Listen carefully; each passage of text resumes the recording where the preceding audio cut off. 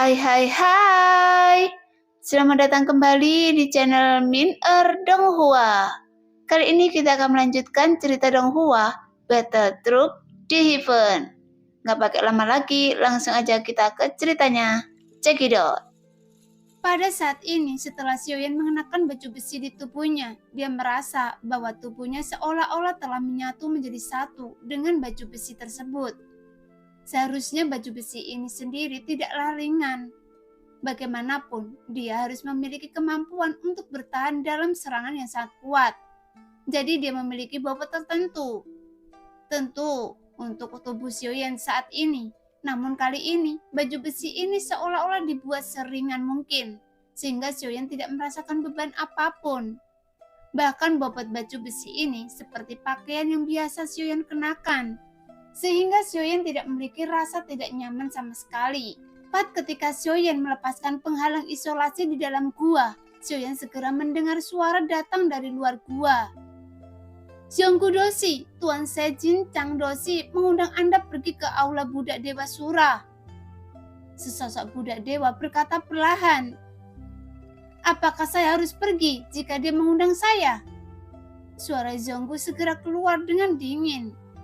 Tentu saja, Zhonggu Doshi bisa memilih untuk tidak pergi. Tapi Tuan Jin Chang Doshi juga berkata, tidak apa-apa jika Zhonggu Doshi tidak pergi, namun sebaiknya jangan tinggalkan alam dewa iblis sendirian di masa depan. Mendengar kata-kata Jin Chang Doshi yang cukup mendominasi, Zhonggu juga mencibir. Pesan Tuan Jin Chang Doshi sudah saya sampaikan, sekarang terserah Zhonggu bagaimana Anda harus memilih. Setelah budak dewa tersebut selesai berbicara, dia berbalik dan pergi dengan cepat, sehingga di luar gua situasinya menjadi tenang kembali. Kalian berdua bisa masuk sekarang. Suara Xiaoyan juga keluar perlahan, sehingga Zhonggu dan Jin Doming segera kembali ke dalam gua. Senior, utusan Cincang datang lagi untuk memberikan undangan dari aula budak dewa Sura. Sekarang, apa yang harus kita lakukan selanjutnya? Zhonggu berkata dengan ekspresi pahit di wajahnya. Kemudian dia melanjutkan. Sekarang Cincang telah menebus budak dewa langkah ke-9 keabadian Kaisar. Saat ini, jadi menurut saya, lebih baik tidak menghadapinya secara langsung. Tenanglah, apa yang kekuatan budak dewa yang dimiliki oleh Cincang? Tolong jelaskan dengan hati-hati apa saja peraturan dalam kompetisi aula budak dewa Sura ini. Xiaoyan berkata perlahan, namun ekspresi masih terlihat tenang. Mendengar itu, Zhonggu mengangguk sedikit, karena meskipun dia hanya menyaksikan pertempuran di arena kompetisi aula budak Sura sebelumnya, namun aturan umumnya cukup jelas, jadi Zhonggu bisa memahaminya. Dalam kompetisi aula budak dewa Sura, kecuali Doshi, orang lain juga bisa menantang budak dewa selama tantangan tersebut. Dan budak dewa ini juga menandatangani perintah hidup dan mati. Jadi jika Anda membunuh lawan Anda selama dalam arena kompetisi, itu tidak melanggar aturan. Adapun pemenangnya, dia akan mendapatkan hak untuk mengambil budak dewa lawan. Namun sebenarnya undangan, tantangan yang dipimpin oleh Cincang, dia hanya ingin saya bertarung dengan menggunakan budak dewa. Dan dia sepertinya memiliki kepercayaan diri yang cukup untuk mengalahkan saya. Tapi tujuan sebenarnya, saya merasa, karena dia menganggap senior dan Jin Doming adalah budak para dewa. Jadi dia ingin mengambil kesempatan ini untuk merebut senior dari tangan saya. Selain budak dewa langkah ke-9 keabadian Kaisar yang baru saja dia dapatkan, yang saya tahu adalah dia juga memiliki budak dewa langkah ke-7 keabadian Kaisar. Itu juga merupakan budak dewa terkuatnya sebelumnya. Kemudian budak dewa langkah ke-5 keabadian Kaisar, dia juga memiliki 2. Selebihnya, saya tidak tahu berapa jumlah budak dewa yang dia miliki secara keseluruhan. Jadi meskipun informasi yang saya ketahui hanya seperti itu, namun itu juga sudah sangat kuat. Zhonggu berkata dengan mata yang sangat serius, karena jika Zhonggu menerima tantangan tersebut, dia merasa kemungkinannya untuk berhasil akan sangat kecil. Apakah tidak ada batasan peserta dalam jumlah tantangan? Xiaoyan bertanya. Sejauh yang saya tahu, tidak ada batasan. Selama kedua belah pihak masih memiliki budak dewa, mereka dapat terus dikirim untuk bertarung, sampai salah satu pihak mengaku kalah. Jawab Zhonggu dengan tegas. Mendengar itu, Xiaoyan menyipitkan matanya sedikit. Karena jika Xiaoyan bisa mengumpulkan sekelompok orang kuat di wilayah komando Zhonggu, ini juga merupakan pilihan yang sangat bagus untuk bertarung sebagai budak dewa. Adapun kekuatan Zhonggu sepertinya tidak menjadi masalah. Bagaimanapun, gerbang kuno Dewa Iblis Abadi masih belum diketahui, yang membuat Xiaoyan tiba-tiba merasa khawatir saat ini. Karena dia telah melepaskan jiwa Cimi sebelumnya, sehingga Xiaoyan selalu merasa tidak nyaman. Bagaimanapun, Xiaoyan tidak pernah menyangka bahwa dia sebenarnya datang ke kampung halamannya jiwa Cimi sekarang. Jika benar seperti yang dikatakan jiwa Cimi sebelumnya, bahwa dia memiliki avatar yang tak terhitung jumlahnya di seluruh dunia, maka dia seharusnya juga memiliki jumlah avatar yang tersebar di dunia kuno Dewa Iblis Abadi. Jika gerbang kuno tersebut berkaitan dengan klan Cimi yang telah menghilang karena dia ingin pergi, maka itu pasti ada hubungannya dengan jiwa Cimi. Meskipun jiwa Cimi sebelumnya selalu menuruti perintah Xiaoyan, tapi itu karena Xiaoyan bisa menyegelnya ke dalam 9 peti mati pagoda kekosongan roh kapan saja untuk mengintimidasinya. Tapi sekarang mungkin jiwa Cimi sudah sampai di tempat klan Cimi yang sangat jauh dari sini. Jadi itu sulit untuk dikatakan. Sekarang saya membutuhkan penutup wajah, tapi akan lebih baik jika itu adalah topeng yang sudah ada di alam Dewa Iblis Abadi. Xiaoyan segera berkata dengan serius, karena meskipun sekarang Xiaoyan memiliki belati Tongyu yang diberikan oleh nomor 1, sehingga Xiaoyan memiliki kesempatan untuk membunuh 2 Raja Roh Istana Surgawi secara langsung.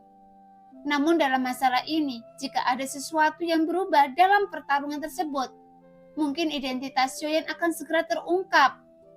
Setelah identitasnya terungkap sepenuhnya, maka situasinya mungkin akan berubah menjadi sangat buruk. Bagaimanapun, Xiaoyan juga berencana untuk terus tinggal di alam Dewa Iblis Abadi untuk melihat lebih dekat lagi. Jika tempat ini benar-benar mengumpulkan semua kekuatan yang terkuat di dunia kuno Dewa Iblis Abadi, maka tidak menutup kemungkinan bahwa nomor 4 dari alam Dewa Kekacauan juga ada di antara mereka. Lagi pula, jika menilai dari kekuatan semua orang di alam Dewa Kekacauan, seharusnya kekuatan yang dimiliki nomor 4 juga pasti sangat luar biasa.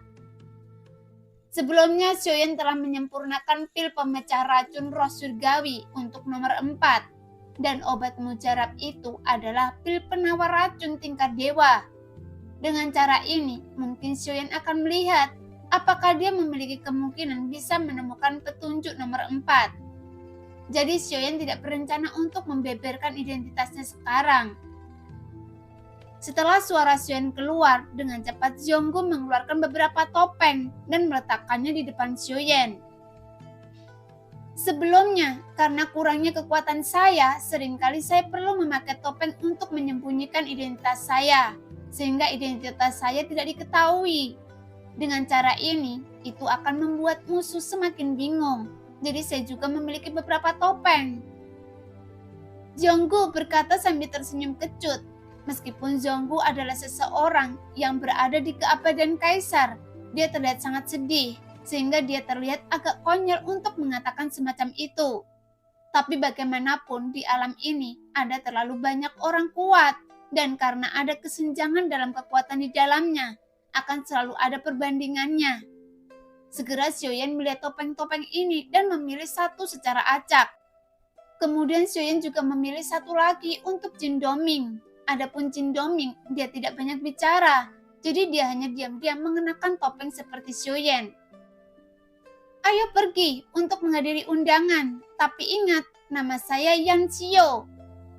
Xiaoyan perlahan memakai topengnya, kemudian dia dengan berdiri dan berkata dengan tegas. Mendengar itu, Zhonggu tertegun sejenak. Sepertinya dia telah meremehkan Xiaoyan, seolah-olah Xiaoyan tidak memiliki rasa takut sama sekali. Meskipun lawannya memiliki orang kuat di langkah ke-9 keabadian kaisar, namun Xiaoyan masih tidak mundur, yang membuat Zhonggu tidak bisa lagi menekan kekuatan Xiaoyan. Bagaimanapun, Zhonggu tidak tahu seberapa banyak kartu truf yang disembunyikan Xiaoyan. Dia hanya tahu bahwa Xiaoyan memiliki kekuatan yang sangat kuat. Orang ini tidak takut dengan budak dewa di langkah ke-9 keabadian Kaisar. Apakah mungkin kekuatan sejatinya telah mencapai tingkat keabadian para dewa? Zhonggu bergumam dalam hatinya, namun dia tidak berani bertanya. Lagi pula sekarang sama seperti sebelumnya. Dia adalah tuannya dan Xiaoyan adalah pelayannya. Setidaknya itulah yang terlihat di permukaan. Pada saat ini, Xiaoyan dan Jin Doming mengikuti Zhonggu di belakang. Meskipun Jin Doming sebenarnya merasa sedikit agak takut jika dia harus dihadapkan dengan orang kuat di langkah ke-9 keabadian Kaisar. Karena diperkirakan jika dia terkena satu pukulan, mungkin Jin Doming akan terluka parah. Namun semua pengaturan telah dilakukan oleh Xiaoyan, jadi dia hanya bisa menerimanya. Lagi pula sejauh ini, Xiaoyan tidak pernah memintanya bertarung sampai mati. Setelah Xiaoyan dan yang lainnya meninggalkan gua, mereka langsung bergegas, langsung ke arena budak Dewa Sura. Saat mereka semakin dekat, mereka segera mendengar suara gemuruh dari orang-orang. Meskipun Xiaoyan dan yang lainnya masih agak jauh dari arena tersebut, namun mereka dapat melihat dengan jelas ada sebuah platform besar yang tergantung di udara. Dan ada banyak kursi di sekelilingnya. Bahkan dapat dikatakan bahwa kursi tersebut sudah penuh dengan semua orang. Sepertinya arena kompetisi ini sangat meriah. Jin Doming jarang berbicara sebelumnya, berkata dengan ekspresi terkejut di wajahnya. Karena dia mengira ini hanyalah tempat pertarungan pribadi, tapi nyatanya itu seperti arena pertarungan kompetisi besar. Ya, itu mungkin karena area pertarungan ini bisa mendapatkan poin kontribusi dengan mudah, kan? Tentu saja, itu juga mudah untuk kehilangan poin kontribusi jika kalah. Zhonggu menjawab Jin Doming dengan suara rendah. Zhonggu, bisakah Anda menggunakan poin kontribusi untuk memasang taruhan budak dewa? Xiaoyan bertanya. Ya, tapi kita juga adalah peserta juga, tapi akan ada sebagian kecil saja yang dirugikan. Jawab Zhonggu perlahan. Oke, saya akan membeli 20.000 poin kontribusi sekaligus. Xiaoyan berkata dengan serius. Mendengar itu, Zhonggu mengangkat alisnya sedikit, karena untuk dia, nilai 20.000 poin kontribusi itu sudah cukup banyak. Hanya saja Xiaoyan sudah berkata begitu, jadi Zhonggu secara alami mengerti. Jelas yang pertama, Xiaoyan memiliki kepercayaan diri yang cukup untuk menang. Namun dia hanya merasa sayang dengan nilai kontribusinya. Tapi bagaimanapun, Zhonggu juga tidak pernah meragukan kekuatan Xiaoyan. Memikirkan hal ini, Zhonggu menatap Xiaoyan dengan hormat. Jelas dia sangat berharap bahwa suatu hari nanti, dia juga bisa menjadi pria kuat seperti Xiaoyan. Oleh karena itu, sekarang Zhonggu menjadi lebih bersemangat. Nah, demikianlah cerita hari ini. Terima kasih yang sudah menonton video Min Earth sampai selesai. Sampai jumpa di video selanjutnya. Bye-bye.